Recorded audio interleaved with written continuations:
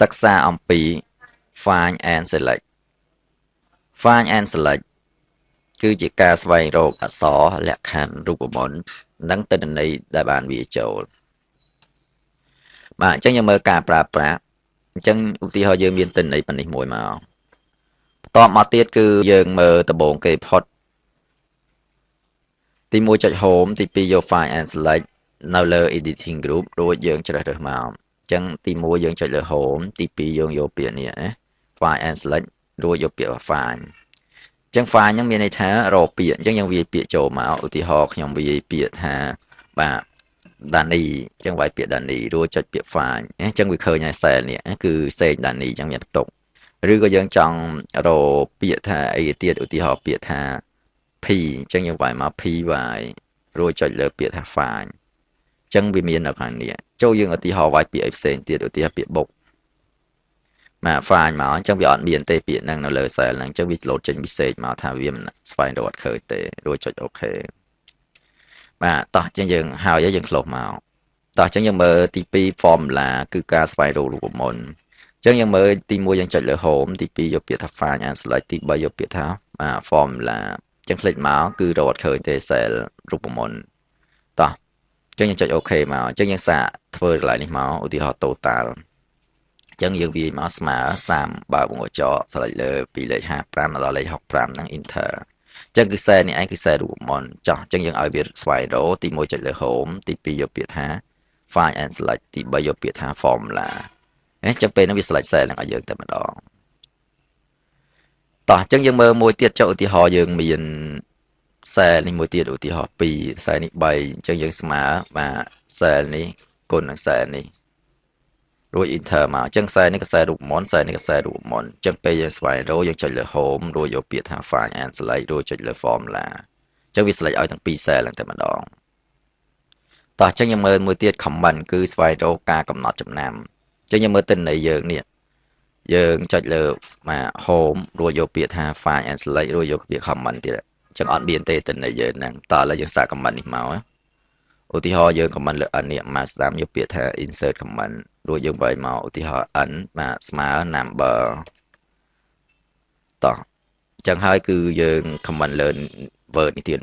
មករួចចុច insert comment រួចវាយពាក្យថា score of word អញ្ចឹងយើង comment មាន2កន្លែងយើងមើលចេះដឹងដែរឬក៏យើងឲ្យវារកគឺយើងចុចលើពាក្យ home រួចយកពាក្យថា find and select រួចយកពាក្យថា comment អញ្ចឹងពេលហ្នឹងវា select ទិន្នន័យ2 cell ឲ្យយើងតែម្ដងតោះអញ្ចឹងយើងមើល conditional formatting mode តាមលក្ខខណ្ឌអញ្ចឹងយើងក្នុងនេះយើងចុចលើ home មករួចចុចលើពាក្យ find មករួចយកពាក្យនេះ conditional formatting คลิกលើនឹងមកអត់តាន់មានទេ mode បាទតាមលក្ខខណ្ឌអញ្ចឹងខ្ញុំកំណត់លើលេខនេះមួយរួចយកពាក្យនេះ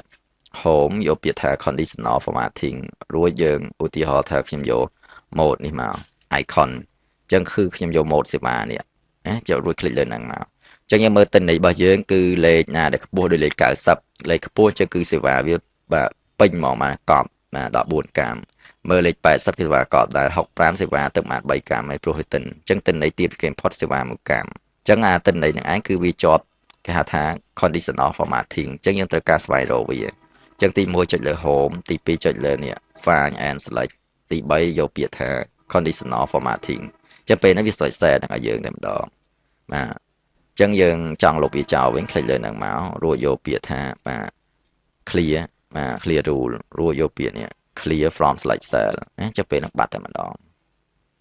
តោះអញ្ចឹងយើងមើលពាក្យថា constant ទិន្នន័យផ្ទុកបាទទិន្នន័យផ្ទុកហ្នឹងមានន័យថាទិន្នន័យដែលយើងបានវាចូលអញ្ចឹងទី1យើងចុចលើពាក្យ home ទី2យកពាក្យថា find and select ទី3យកពាក្យថា constant អញ្ចឹងពេលហ្នឹងទិន្នន័យទុកមានប៉ុណ្ណឹងឯងយើងមើលវា select ឲ្យប៉ុណ្ណឹងសួរថាទិន្នន័យទុកហ្នឹងគឺយើង select វាងាយស្រួលការដូរពណ៌ចេញមកគឺមានន័យទិន្នន័យយើងវាចូលទៅជាពណ៌បៃតងអស់មើលទិន្នន័យពីរនេះវាអត់ដូរទេដោយសារទិន្នន័យនេះមិនមែនជាទិន្នន័យដែលយើងវាចូលទេគឺទិន្នន័យដែលយើងធ្វើការកណនាពីខាងលើមកលេខ6នេះដូចគ្នាមកពី2គុណ3បាន6អញ្ចឹងវាជាទិន្នន័យដែលកណនាអញ្ចឹងវាអត់select ឲ្យយើងទេតោះអញ្ចឹងយើងមើលចុងក្រោយគេគឺ delta validation ទិន្នន័យដែលមានកំណត់បញ្ជាក់អញ្ចឹងមានន័យថាម៉េចតោះអញ្ចឹងយើងសាកល្បងបាទ ចុចរកមកទី1ចុច home ទី2ចុចលើពាក្យថា find and select ទី3យកពាក្យថានេះ data validation អញ្ចឹងគឺអត់មានទេតោះអញ្ចឹងយើងកំណត់វាឧទាហរណ៍ថាយើងកំណត់នេះមកឧទាហរណ៍ page ណា m s តោះអញ្ចឹងយើងអានមកលេខដែលយើងបាទ name បាទ page ឧទាហរណ៍លេខ1បាទយើង select ជាប់ចុច control ជាប់មកអូសយកតែម្ដងដល់លេខ4ហ្នឹងមកអញ្ចឹងឈ្មោះឧទាហរណ៍ AA បាទ B បាទ C D បាទតោះអញ្ចឹងយើងមើលទី1 select លើ page ហ្នឹងមករួចយកពាក្យថា data រួចយកពាក្យ data validation រួចយកពាក្យ data validation រួច click លើ setting នេះត្រង់កន្លែង allow ហ្នឹង click លើនឹងយកពាក្យ list រួច click កន្លែង source នេះមក select លើ MNS នេះរួចចុច OK អញ្ចឹងយើងមើលវាទាញទិន្នន័យពីនឹងមកអញ្ចឹងអានឹងឯងគេហៅថា data validation អញ្ចឹងដើម្បី file រកវាទី1ចុចលើ home ទី2យកពាក្យនេះ find and select ទី3យកពាក្យថានេះ data validation អញ្ចឹងពេលនេះវា select ទិន្នន័យប៉ុណ្ណឹងឲ្យតែម្ដង